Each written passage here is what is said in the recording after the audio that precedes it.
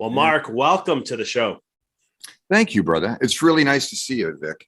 I'm excited to have you on. I love your energy, man. I love what you're doing, what you guys are up to and so forth. And I can't wait to just dive into this conversation. For all the listeners, this is going to be a good one. I could already feel we were gelling before we got on, so I can only imagine what's showing up for us in this next 35, 40 minutes. As my listeners know, I always like to get right into the story side of things first. So would you mind just sharing with us, Mark, how, your story, how you got into what you're doing today? Well, there's the long one, which is when I was 6 years old, my parents got me this because my stepdad was a biochemist who worked for Aerojet General for NASA, working on what would happen if the astronauts came back with microbes from the moon and they infected the world. And right, this is pre-coronavirus. Wow. Okay. Very interesting. So, but he was my dad's best friend and tennis playing partner, and he was my mentor from the time I was very young. And he ended up becoming my stepdad later on in life. So that was major, and he got me into biochemistry as a result. So, but the 6-year-old chemistry set started it. In fact, the first thing I made was the gas they use in the gas chambers to kill people. That was the first thing I made. I bring it to my stepdad in this test tube, and it's beautiful, deep aqua blue. And I said, Jack, check this out. I put sodium ferrocyanide in hydrochloric acid, and look it. He goes, yeah, that's called hydrogen ferrocyanide, and that's how you kill it. He goes, keep it away from the cat. My goodness. Yeah, it was great. So but we fast forward, and I spent some time in the military, and I was a white rat for a drug called Accutane, which is an anti-acne drug. And it was, it did a lot of damage to me as well. They gave me mega doses. I was a bodybuilder at the time, and they gave me mega doses of that. And I won't bore you with my, I was a guitarist and vocalist in a Jesus rock band for a short time. And while I was on that drug, I'm playing a Triumph tune, Fight the Good Fight, right? Killer tune. And I'm reaching up to go hit. There's a really high tenor note he sings at the end. Rick Emmett sings at the end. And as I'm doing that, I get a rip in my skin from here to here, and I just start bleeding. So I'm in front of like 300 Baptist kids singing this secular tune, right? And then they know that just Satan has come in and devastated me. So that was pretty fun.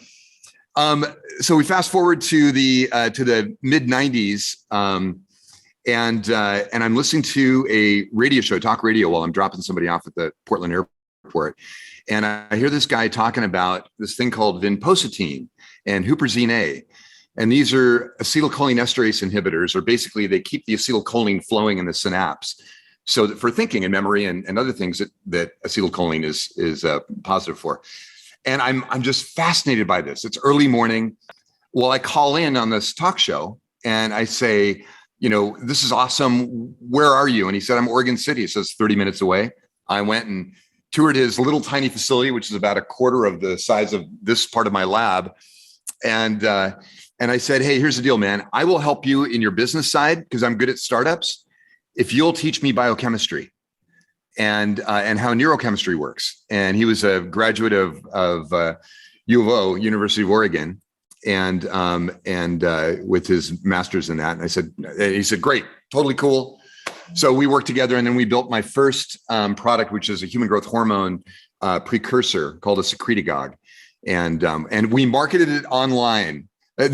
So 1996, 97, or 97, yeah, 96 through 98, we're marketing online with an e-commerce website we built from scratch because there weren't many tools back then. And we built a human growth hormone secretagogue company. So it's great. So that's kind of how that started. But this part of the journey. So I had that experience. I sold him the company. I went off and did a bunch of internet companies. I loved it. I loved e-commerce. I built one of the first small business e-commerce software applications. And then I ran an incubator, what's called a technology incubator in Southern California after selling one of the companies, called techcoast.com. And what we did is we shepherded startups through the process of how do you get started? Who are the team members? How do you raise money? How do you get technology? And how do you make it, what's your technology going to do that's going to make a difference in the world? And I loved it. We actually advised 522 companies doing that. So yeah, a lot of fun. Amazing. But that was really fun. I mean, I absolutely loved it. But as you know, the dot-com crash was pretty devastating. We had money from IBM and Microsoft and Compaq Computers and stuff. And they said, we don't know if the internet's going to hang around very long.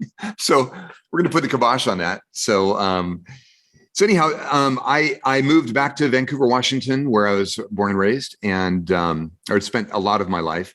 And we had my wife and I had 3 kids together that were all born at home. We were not granola people, but we had really kind of bought into health consciousness, organic foods, trying various different processes from I think we did Fit for Life, Harvey and Marilyn Diamond, where you juice everything, right? And I ended up falling into kind of a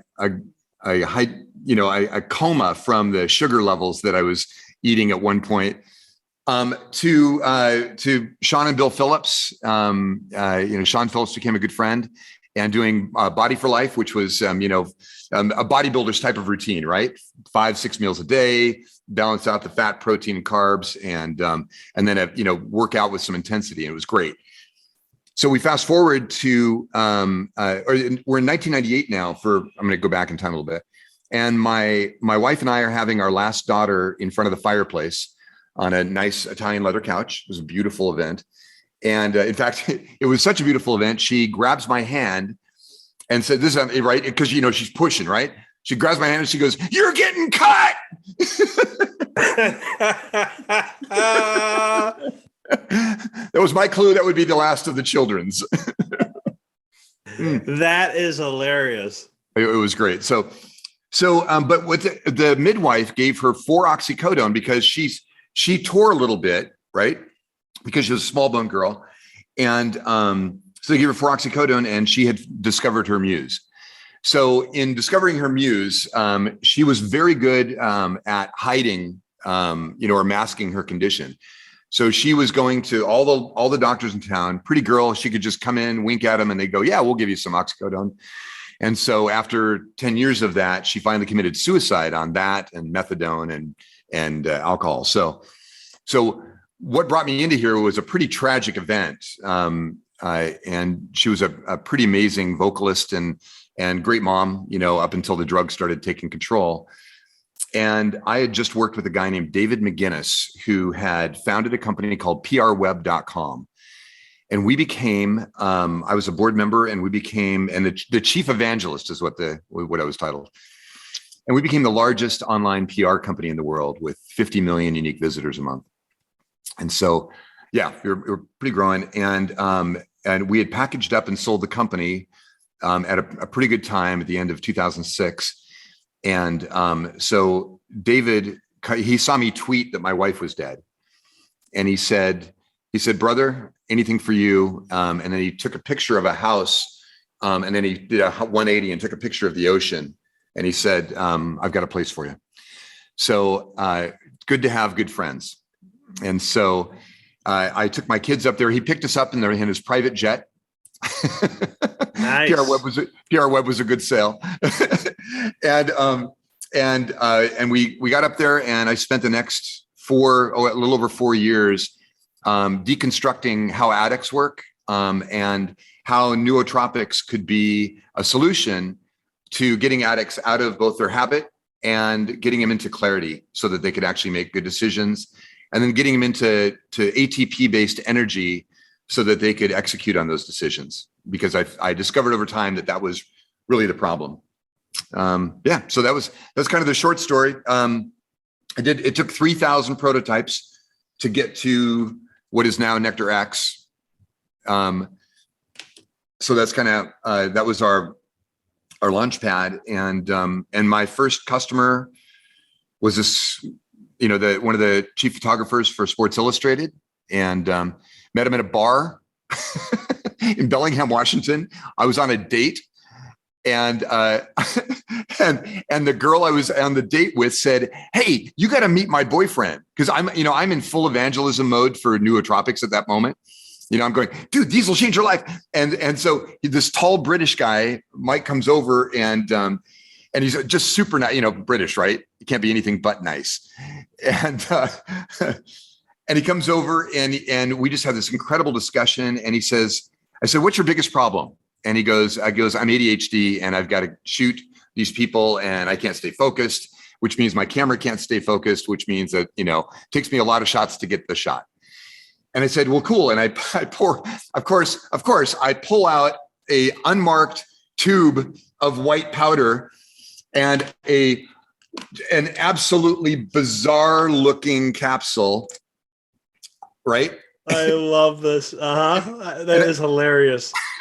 I say, "Hey, Mike, try this." And he goes, "Well, dude," he goes, "I'm flying out to go shoot Blade Runner, the guy, Pistorius, right? The guy with the carbon fiber legs." He goes, "I'm going out to shoot him in South Africa tomorrow. Will this help?" And I said, "I don't know, man, but it couldn't hurt." So he literally, this is back, quite a few years ago, but he flies out there, he mixes it up, he drinks it, he takes a capsule, and then he texts me from South Africa and goes, "Dude, I got the shot. This shit's amazing." He goes, "What can he goes, "How do I get more?" And then he calls me every other day and I never answer my phone. I'm probably like you. I'm a non-interrupt guy. That's how I am. Yep. So but he bugs me. And about 4 months later, we meet. He goes, I finally pick up. I say, "Hey, Mike, what's going on?" He goes, "Look, dude," he goes, "I've left message after message. I need your stuff. I don't care what it costs. I'm 30 minutes away. I will be there. Make up as much as you can. Sell it to me. I'll write you a blank check. Let's do it." And yeah, and so we did it. We did it, and he's still a customer today. Great guy. And that was 2011, the summer of 2011. And yeah, and then the adventures of getting to where we are today have been multitude. My next customer was the guy that started the first big file sharing service. I can't mention his name, but you'll recognize it if you ever pirated music tunes on the web. He was. I had a feeling. I was like, when you said that, I was like, I think I may, but okay, I know what you're talking about. And then it got into, and his best friend is at that time was the head of what was going to become the largest social media company in the world. And so we started trickling into the Silicon Valley, elite. And that was a great place for us because all of our stuff was custom. And because we knew we found over doing these 3,000 beta tests that the best way for our product to work was to optimize it for your physiology, neurology, and how you eat and when you exercise and what drugs you're on or what meds you're on or what vitamins you take. So that's a short story. What a story, man. I love it. I appreciate you sharing all that. There's so much I can dissect from that and so many different things. But, you share something that in your story, with your wife, I'm so sad that you had to go through that. And I know there's a blessing on the side of all darkness that we go through in life. And it's one of those things where, though, that oxy stuff, it's such a pandemic in the world that's not talked enough. It was, but then it just went away. And then it's like, hey, man, we need to talk more about that. We used to talk about that in chiropractic school so much about like the whole purpose of people going to a doc for pain and coming out with an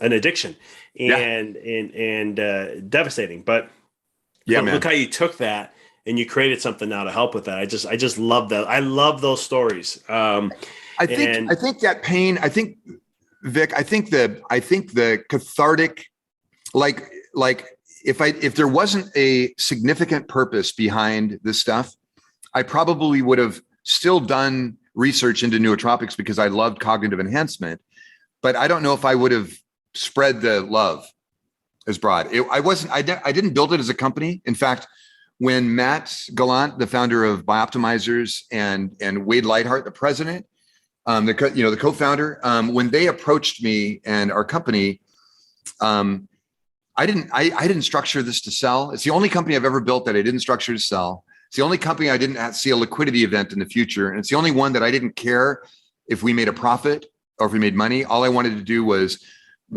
get people off drugs, or or help people become the best version of themselves, and do it in a way that was not caustic or dangerous, or was going to be.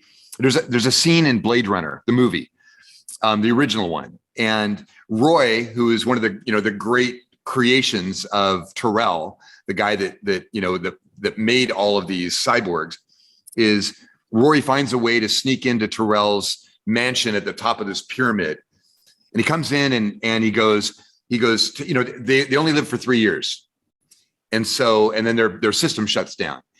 And he goes, and so Roy is going to Terrell. He's going, well, what about this? Or what about this? We can do protein synthesis on this. We can do a DNA change. And he goes, and Roy, and finally Terrell grabs him by that face, and he goes, Roy, the light that burns twice as bright burns half as long. And oh, you burn so very, very bright.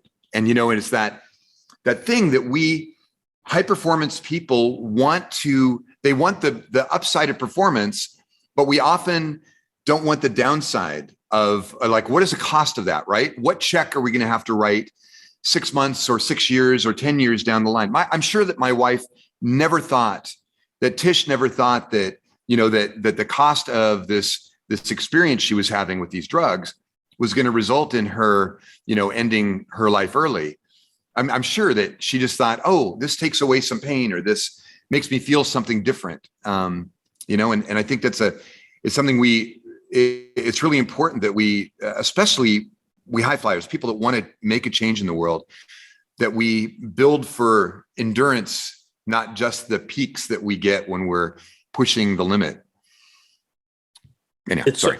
No, you're good. That's so true. And it's one of the things where we are always looking for that next thing, that one thing that can do that. And we don't realize there's that when it's like, from my background being a holistic practitioner, I'm a purist. So it's like, I'm always like, you can't, there's the term biohacking to a certain degree. Sure. But I'm always like, you can't really biohack per se. When you look at it from certain aspects of things, you can make an argument that you can, but then there's also, because I consider myself a biohacker at one point. Sure.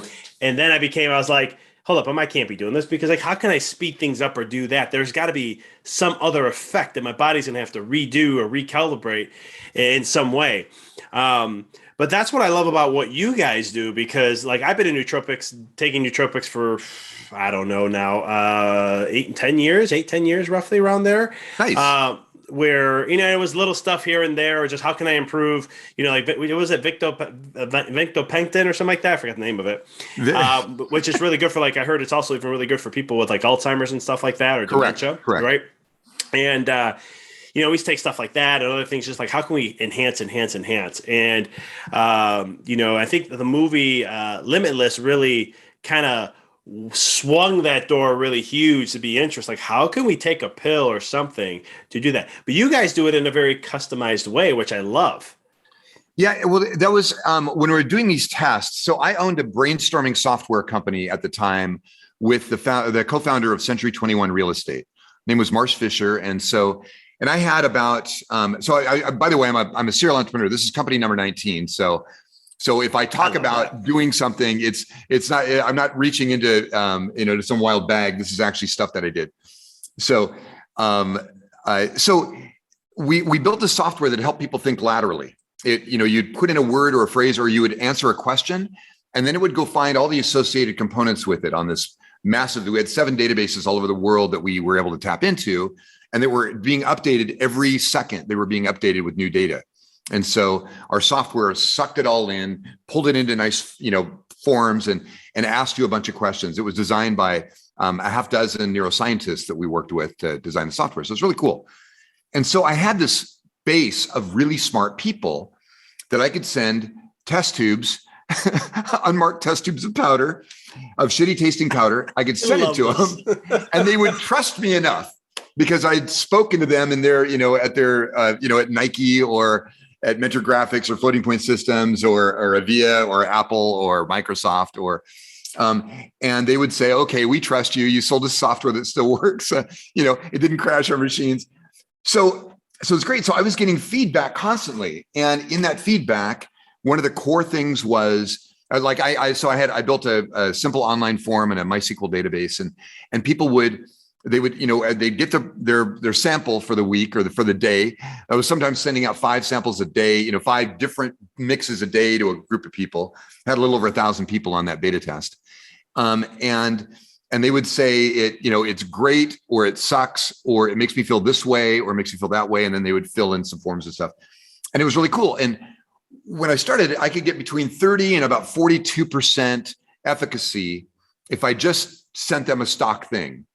But if I customize it to their body weight, their health condition, what meds they're on, whether they smoke weed, whether they have some other med that they're taking, whether licit or illicit, if I customize to those factors, and it took a lot of okay, how high do I go? How low do I go? What are clinical doses? What's a subclinical dose? What's a superclinical dose? I started getting up to over 97% efficacy by doing the customization. And that's a huge, right? And we've all taken products where we go, either I don't feel anything, or it's too powerful for me, or it doesn't make me feel the way I want to feel on that based on the research that says I should feel on that. And so going through that experience, and dude, this was stacking. It was started out with 2 things: pyroglutamic acid and choline bitartrate, right? So a choline donor and a thing that speeds up acetylcholine. That was where I started. And then it went, and it just kept piling on components and saying, I'd send these pairs out, I'd get the feedback, and I'd go, okay, now I'm going to add another one to that. I'm going to do another pair and send that out. And I'm going to say, okay, these 2 pairs together, how do they work? And they'd be a thumbs up or thumbs down. And by the way, you'll notice in our process now, if you get your Nootopia kit, you'll see that there's a feedback. You've got an app, and on the app we have feedback, and it either goes from an alien that's puking his guts out to an alien that is soaring, right? And then a feedback here, you can go, yeah, well, I like this. I didn't like this. I think I don't want it changed this way. And then the next order, we modify it to accommodate those optimization changes so that you get something better. So that's why. That's the why, brother. I love that. And so how many components overall? I know I've had mine and whatnot and been using it, but I'm curious. I haven't looked at. I didn't add these all up because I actually realized we started with 2 and now we're at this level. So how many are stacking and you're utilizing when you?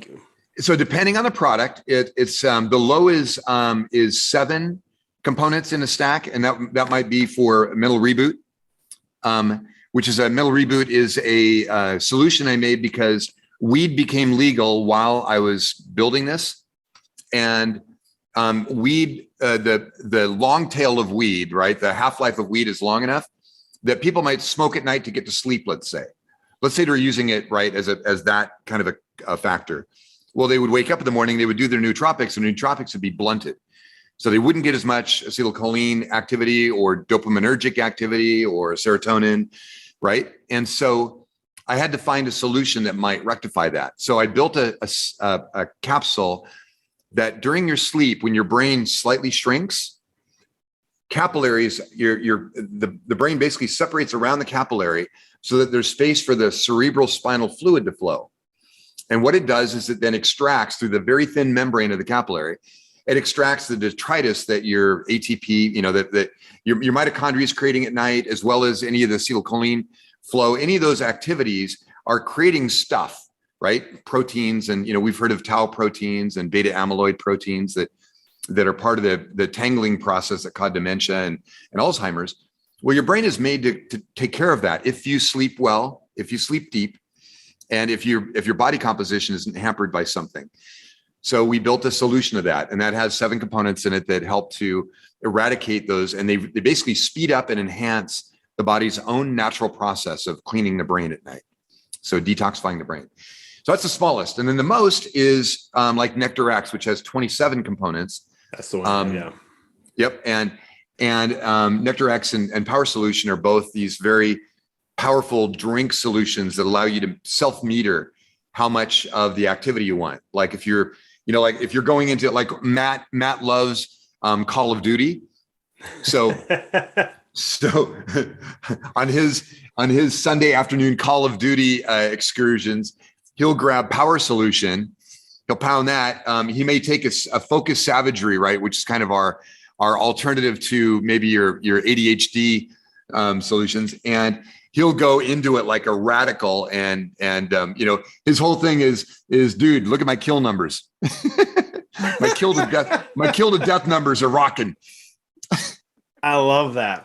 No, that's awesome. Yeah, it's been a fascinating process and experience to see just how to utilize and what the components work and how the synergistic effects and all that good stuff. It's pretty amazing stuff. I love it. And so let's talk about this, because there's so much. Plus, it comes in a really cool. I love the box. When I got it, I looked and I was like, and my wife, I left the box on our kitchen counter. And I'm like, leave that there for a little bit. And after like 2 weeks, she's like, what are you doing with that? Like, I'm like, I don't know. The box looks nice. It matches the counter. And she's like, no, we're throwing it out or what? I'm like, I'll put it upstairs in my office. Sorry. But it's a cool concept because again, like I said, I've been in nootropics for quite some time, and I've there's some that are more like, I have a buddy of mine who recommended me to one like a few years ago, and it was a lot of medication type based. There were some naturals, but a lot of medication types that amplify, and I was just like, I'm more, again, purist. But then, looking at your guys' product, I was like, okay, there's cool stuff in there. I can see this, and some of the things I knew about, some of them I'm like, I don't know what that is. I got to check that out. That's pretty cool.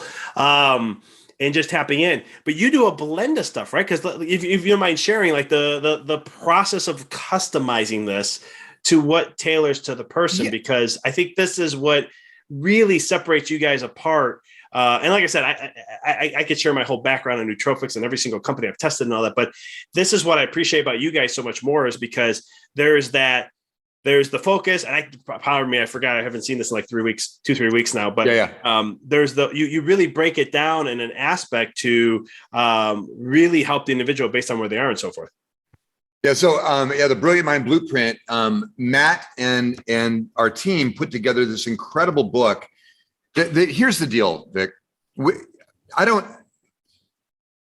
People want the output. They want the result of the stuff, right? And they don't want to, you want to do it as non-invasively as possible. I just got back from seeing Andrew Huberman, and we talked about nootropics. And in fact, we have this new packaging coming out pretty quick here. And he goes, he shows this to the crowd, and he goes, check this stuff out, man. It was great. But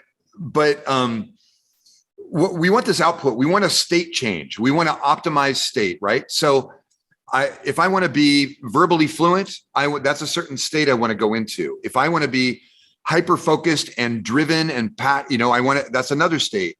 If I want to be loving and tender and kind, I want another state.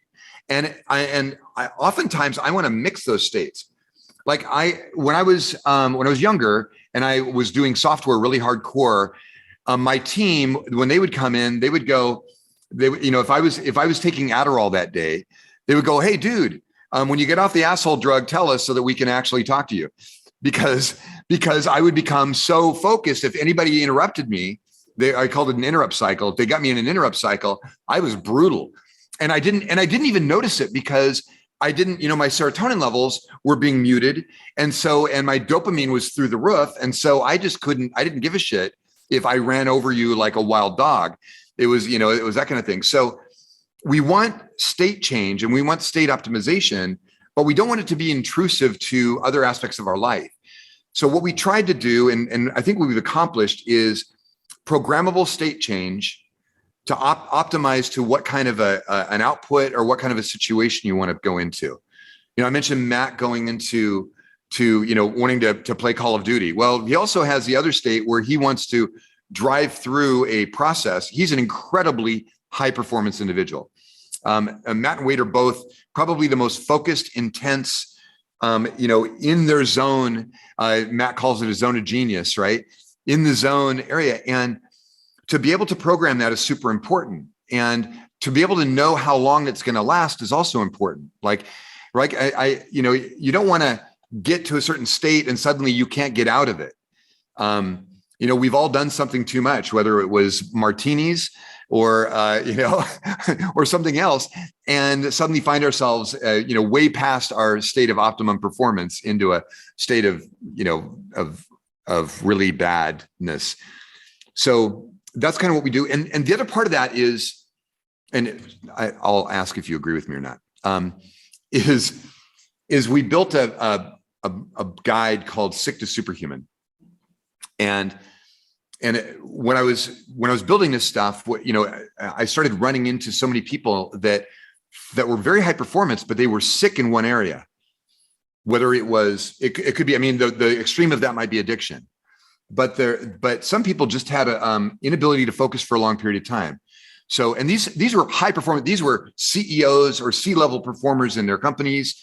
These were professional athletes, and they're going, I'm known as an alpha, way over here at the extreme, but in reality, I'm constantly fighting this thing.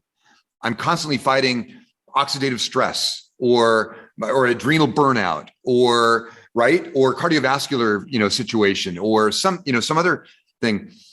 So when we built Sick to Superhuman, we found that there was this range, and that if everybody would identify where they're weakest, we call that sick, right? Then we can help them scale up to suboptimal, right? Still not perfect, but it's better, it's meaningfully better. Then we can get them to optimal, which is where most people think that's that's kind of like the super, that's kind of their operating or day-to-day operating role, right? But then you can go to super optimal. You can okay, I can go switch on super optimal. And that's when you start getting into kind of the Marvel territory. And then you can go to superhuman, and that is Marvel territory. But even like this guy, right? Like this guy, Barry can't live in that state forever. He can go there, but he can't live there forever. He will burn out. And so it's really important for us to realize that. So what we want to be able to do is go, okay, I want to basically take care of the sick part of me. So that's not an issue anymore. That's why all our products have antioxidants, adaptogens, B vitamins, the nootropic, a choline donor, and sometimes a gentle stimulant as well, to make sure that while the nootropics are processing in the brain and the enzymatic activity is separating it into the neurotransmitters you need, we keep your body or your brain from going, okay, I'm going to go take a nap for a while, right? Instead, we go, okay, here, we're going to keep that awake, and then we're going to rock you from there. But it's an important process. We talked about meditation, you and I, before we started this.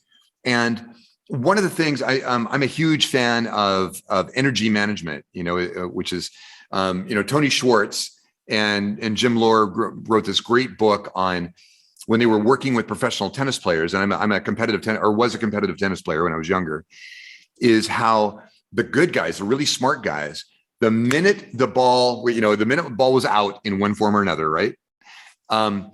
They were able to bring their state down to almost a meditative state. Their heart rate would go down to just above resting. Their breathing rate would go down to kind of that box breathing that a good meditator might do. And then they started the next point. The next point was the only point that mattered. It was the only point of the match. And I applied that to, and they applied it to business. They said, hey, you know what? You're not a marathoner. I know, Mr. CEO or Mrs. CEO, you think that that you can go run 18 hours a day, 7 days a week, and you can survive or thrive? Not so, bro. Right? You can go in, you got to be a ninja. You go in, you do Jackie Chan, and then you get out and you go and reboot your system. And that's where, meditation has been a lifesaver for me. I started when I was 8 years old. I was very lucky to have a guy that mentored me on TM, he was a teacher's assistant at school. And I saw him meditating. I rode my bike over because he noticed that my Schwinn bike was so rock and clean. So and he said, you want to go ride? There's a 20-mile ride to Oregon Museum of Science and Industry. He goes, I'll buy you a ticket to OMSI, which was like that's, to me, to a geek kid, right? A kid that, that his first chemistry set looked like this. That was like gold. And so I said, yeah, man, cool. And so I rode my bike over to his place, and he was in a lotus position in his living room, right, in a very sparse, minimalist, Steve Jobsian place. And I'm going, oh, I don't want to wake this guy up. And then he comes out of it and he comes over, and I said, what was that? And he goes, Oh, it's called TM. Well, let's go bike and I'll tell you about it later if you're interested. And so, we biked, we went to OMSI. I got to see all the science experiments and it was really cool stuff, right? We saw Pink Floyd, Dark Side of the Moon. They did it in laser light and, very inspirational for me as a little kid. And then we rode, came back and I said, what was that TM thing? And he goes, it's called transcendental meditation. It's a way of getting out of your head. And I'm going, man, I have so many problems sleeping at night because I'm constantly thinking of experiments and science and stuff. And he goes, this might work. He goes, let's call your mom and see if she, and so we went over to my house and we got into, he showed me the ceremony of getting into your mantra and getting into state. And then that became, the box breathing I still do daily. I still do a 20-minute. I use a binaural application now on my phone called Pizziz. And I do a 20-minute binaural augmented, meditative sleep cycle that instead of sleep, I'm just putting myself in state. And I literally get 90 minutes worth of recovery in 20 minutes. And it reboots my system. I can work for another 6 to 8 hours like a rock star. And it's changed my life. So, yeah.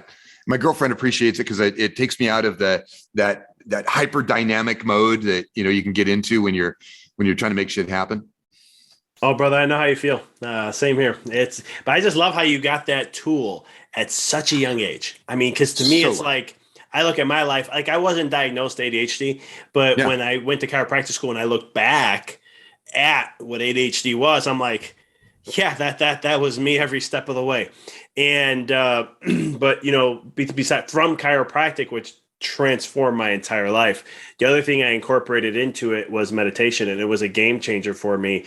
But it is one of those things where, like you said, I love how you brought up like the whole performance thing to superhuman and all those kind of things, because we all have a weakness of some sort. And I'm the type who I don't have issues with the focus. I don't have issues with, I used to have issues with focus, not anymore. Sure. But it's one of those things, like I tell people all the time, like when I finally wrote my first book, some of my friends are like, how did you do it? What the heck? I said, listen, this is not something I tried to do overnight. It's been 8 years I've been wanting to get to this point, and all of a sudden I was able to sit and I can literally just write on one topic and just focus there. But it was one of the things where the other side of being the performer type of like that with focus and having the drive to always do is I always have neural exhaustion. Like I'm always in the more I don't pull back as well as I should. And meditation and breath work has been the two life-saving tools on that to give you that reset and so much more. Huge recovery. Hey, just out of curiosity on that. So and you went to chiropractic school, you wrote a book. Matt, are you a Pressfield fan, Stephen Pressfield? Tell me what he does. I'm not good with names, but I know the concepts of what people do. I'm going to send you, mail me your address when we're done here. I'm going to mail you a book and some other stuff too, but I'm going to mail you a book called The War of Art. Ah, yes. Not the art of war, but the war of art. The other one. Yeah. And it's just a game changer. And it's when I used to read it. I literally used to take people to lunch, open the book and read it to them. I love that. Because it's such a transformative book. And it talks about what Pressfield talks about at that point in the book is the resistance.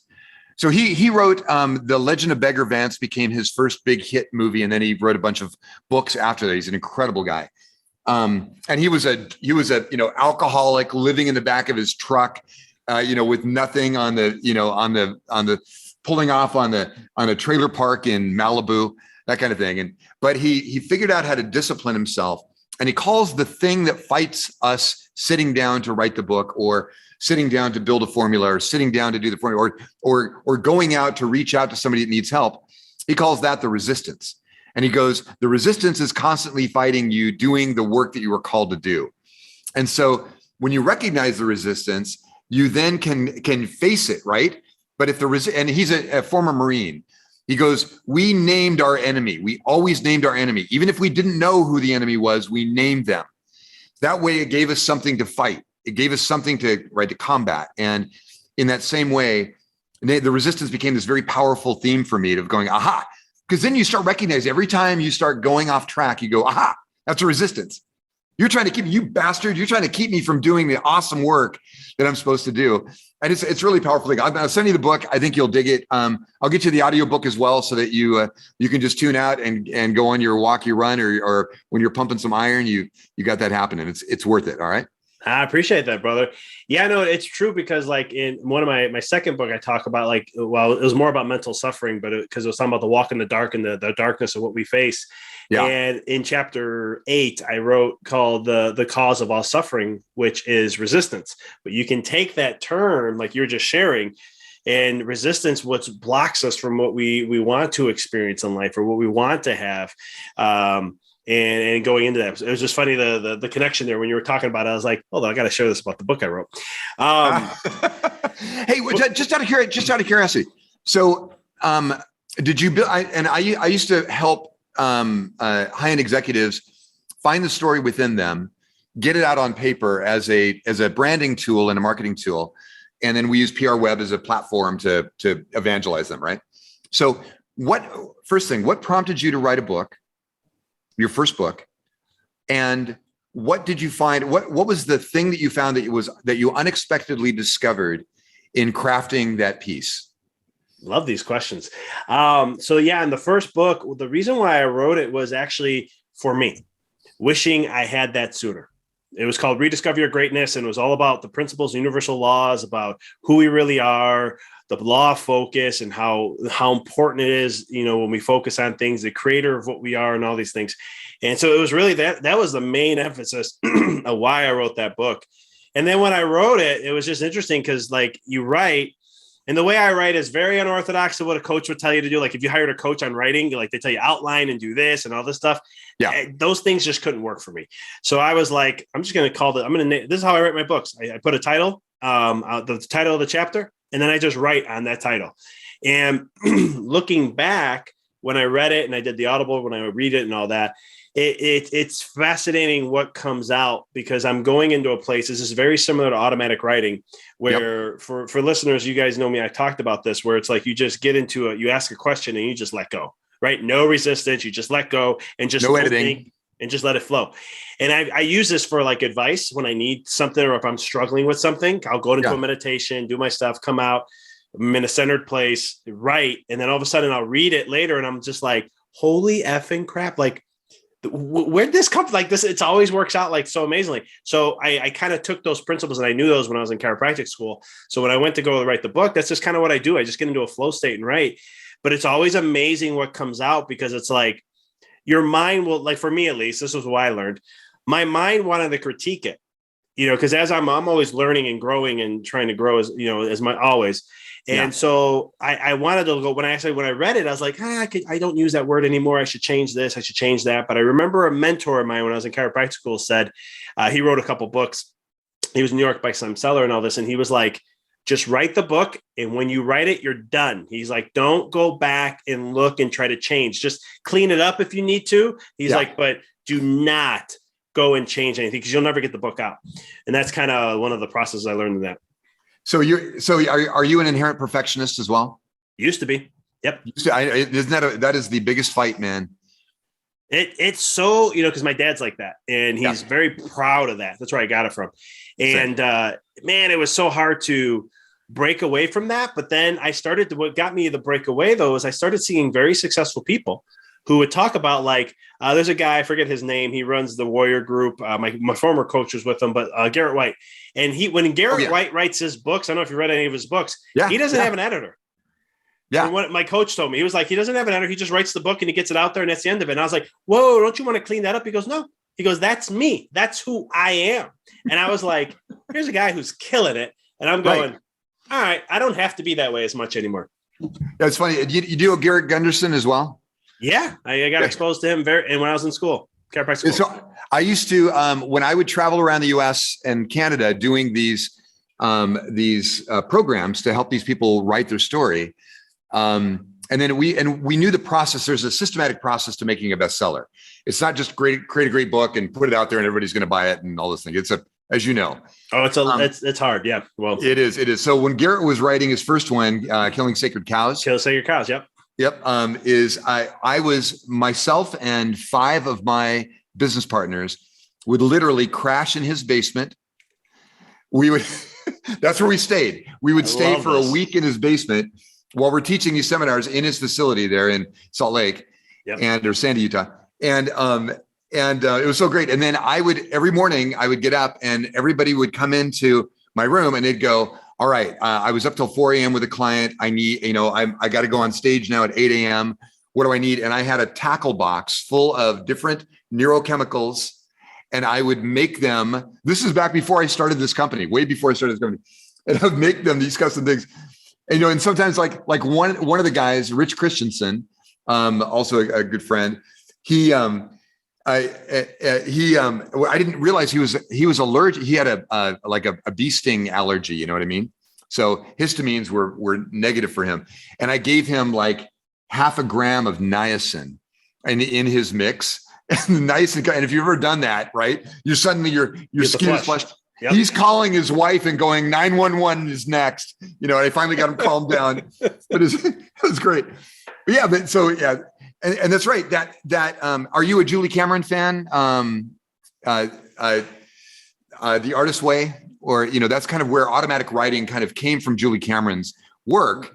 She wrote a book called wrote a book called The Artist's Way, and she called it Morning Pages. And there may have been a predecessor to that. I don't know, because I discovered it through her back in the late 90s. But essentially what she says is you wake up, you go pee, before your head is even operating, take 3 pages and just start writing with no editing. Don't do lists. Don't do edit. Don't care about spell correction. This is you letting the thing that's up here that you don't even know is up here come out onto the page. And I was in a very dark place many years ago. And what I did, this became a component of it. I was dating Tony Robbins' executive assistant, a girl named Christine Gunn, really cool. And she was turning me on to all of the, she was really enlightening me in a great way. You cannot work for Tony and not be like radical intense, right? I was going to say. You're buried in personal growth. So she got me into that. And then another good friend got me a really nice journal and a Mont Blanc pen. It was great. She was really cool for doing that. And then I would wake up in the morning. I would get my tea started. I would do my morning pages. I would then do a quick meditation, right? I do my 20-minute meditation. This is before Pizzazz was invented. So I would just, I'd get my heart rate. I would do what's called box breathing, where you breathe, you count your heartbeats, right? You breathe out, count your heartbeats, breathe in, count your breath. And it's a great way to get you into state really quickly. And then I would start journaling. And at that moment in time, the internet had crashed. Everything was going to hell. I didn't know if I was going to be alive tomorrow type stuff. And I was only seeing my kids every other week. And I was like this whole process of going through this turmoil in my life. But I would start writing in my journal, and I would get, it was an 8.5, it was one of the 8.5 by 11, it was a half page journal, right? And so I started writing, and I could not get half a page down on that of going, oh, my life sucks, everything. I'd go, you idiot, your life rocks. It was almost like this cathartic breathing out the shit so I could have the shinola, as Steve Martin would say in The Jerk, right? I'd read that. And then suddenly I would, and a page and a half or 2 pages later, I would be writing a love letter to myself, guiding myself through that journey of the shit. And then from there, I would read Dave Barry I'd read a short Dave Barry story. He's a great comedic writer out of Florida, who I followed for years just because he writes so great. Plus, he's in a rock band. I mean, with Stephen King. Nice. So right, yeah. So it was that life changing. But I think digging deep and finding that part of us that we are afraid to see. Like you and I both had a dad. My dad passed away a couple of years ago. An incredible man. He was a monk who became, as my mother says, your dad studied to be a priest, and I made him a father. Right. I'm one of 6 kids, but, and that's why I was allowed to do meditation. He said, what do you want to study? You want to study Buddhism? You want to study Taoism? You want to study Zen? What do you want to study? And so he would bring me home books, or he'd give me to the library, and I would study all these different, Eastern philosophies. And it really became but he was also a perfectionist. And he said, if you're going to do something, do it perfect. Right. And I had a mom that said, you're such a bright kid. You can do anything you put your mind to. And then I had a stepmom who I love today. We're good friends today. But at the time we were in conflict, And, plus I was, 10, 11, 12, 13. I'm sure that I was an asshole. All kids can be. I know how that goes. Right. And so she said, you're a loser. You're never going to make anything of yourself. So I had these three conflicting things. I had, you can do anything you put your mind to. If you're going to do it perfect. And you're a loser, you'll never do anything worthwhile. And those three people lived in my head. And when I was 12 years old, I started running. I quit smoking weed and I started running. And because my brother, who told me he quit smoking weed, and he was my hero. And so I started running. And what I'd do is I would hear her come home from work every day after school. And I would sneak out of the house. I would walk to the main street, which is just a block away, right across from the school. And I would run a mile down to the high school and then a mile and a half back. And I would do that loop every night. And every street light, I would run a little faster. So, right. And I would tell myself, you're the fastest kid in school. You're going to be rich. You're going to be a success, right? You're going to be, people are going to look at you and go, oh my God. And I would just pump myself up because at dinner, I was going to get the shit beat out of me, right? Mentally. And it was that, but it built something. I don't even know where that came from, brother, but it built something that became an indomitable will. And a guy that later on in my life, when the shit would start coming down, you kind of had this thing you could tap into. And eventually, perfection became, instead of perfection, which I still have that tendency, right? I still go, could I make it better? But there's making it great, making it awesome, which is what we like to say at Bioptimizers and Nootopia. Let's make it awesome. And maybe it'll be perfect. We don't know. It doesn't matter. Making it awesome is the best of our best. Let's give it our best. Let's get feedback from people that are geniuses. Let's get them involved in the process. And it'll probably be pretty damn good and saves us from ourselves, So many parallels in our lives. I mean, it's so funny because you did the running. Mine was the iron, just pumping iron. It was the same thing. I just created mental components as I lifted. I had a lot of anger stuff in me and stuff. And just things like, I was very big in sports, and it was like if some, my teammates would, they're being negative in some way, I just take it to the iron, and that was my place to get that crap out of me.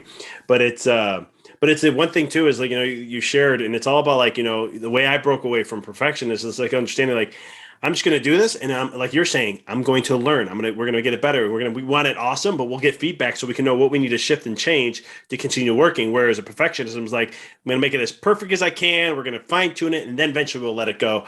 And, to see us break through that, for yourself to break through that perfectionism, aspect of things is awesome. And like I said, I love what you're doing with Nootopia and everything. It's just, it's amazing stuff. Dude, I mean, pretty quick. I'm going to send you one of these because you're a special guy. I'm going to send you one of our new mag. We call them a mag pack. Oop, it's upside down. And it's cool. You press the caps out from the back. And that's the future. And then we have another solution that we're coming up with. We've just finished called. It's so cool. It's called Collagenous, and it is here's the cool thing. So. I don't know what I'm doing. Hold on. Oh, I got it. I love it. By the way, I've got my laboratory is this 24,000 square foot building, and we're building out different labs for different extraction technologies and growing, hydroponics and laser cutting for packaging and things like that. But here's a prototype. This is called Collagenous. We're going to make sure you get some. Cool. Collagenous here's a really cool thing is when you start extracting mushrooms and you get them down to 50 to 1, 80 to 1, 100 to 1 extraction, like, lion's mane and chaga and reishi and, right. All my favorites. Yep. And cordyceps. So we built this blend, and actually it was developed. The development started with Chastity, who is my assistant here. And she saw I was making a really highly concentrated mushroom capsule, and she's pouring the mushrooms into different containers, right? Oh, and hold on. Hey, Vic. Hey, come here. Oh, here comes my daughter. My dog Augie just arrived. Augie doggy, come here, buddy. Come on. He's not going to come up. That's awesome. What? He's great. So what we found is that she found that as she was pouring them into containers, that it had this wonderful chocolatey or cocoa overnotes. And so she started tasting it, and then she started blending it. And she's a 5-star chef, so I could, her palate is way better than mine. I was willing to drink shitty tasting clear powder, and she's like, no, we got to fix that. But she's doing that, and then suddenly it turns into this incredible nootropic mushroom drink that also is a collagen enhancer, big time collagen enhancer. And we have a vegan version of it. But it naturally tastes like cocoa and chocolate. So you have this chocolate milk that is, you ready for the cool part, man? You ready for the cool part? Oh yeah. Is not only does it naturally taste like chocolate, we also added some cacao, 2 different Peruvian cacao. And what's the other one from Colombia? Dominican. Nice. Cacao. So you got those 2 because their antioxidant ratios are off the charts. Oh, of course. And so we do that, but it's the equivalent of basically eating 1 17-gram dose is the equivalent of eating 1.4 pounds of reishi, cordyceps, lion's mane, right?